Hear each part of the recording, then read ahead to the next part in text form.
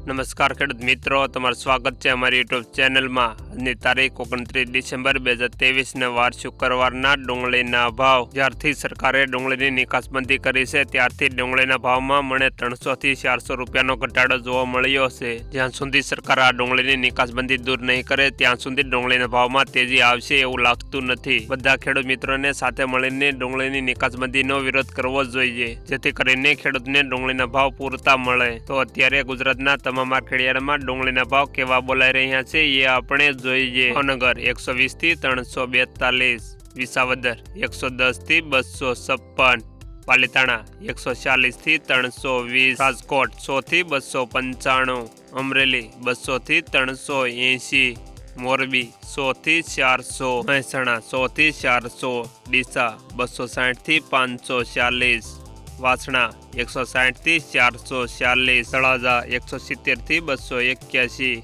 મહુવા 100 થી 359, જેતપુર 31 થી 270, ગોંડલ 61 થી 341, સુરત 120 થી 380, જામનગર 35 થી 330। સફેદ ડુંગળીના ભાવ જોઈએ। ગોંડલ 191 થી 361, મહુવા 191 થી 354। દરરોજ બજાર ભાવ જાણવા વિડીયો લાઇક કરી, ચેનલ સબસ્ક્રાઇબ કરી, બેલ આઇકન ઓન કરી લેજો, જેથી કરીને બજારના ભાવ તમારી પાસે સૌથી પહેલા આવે।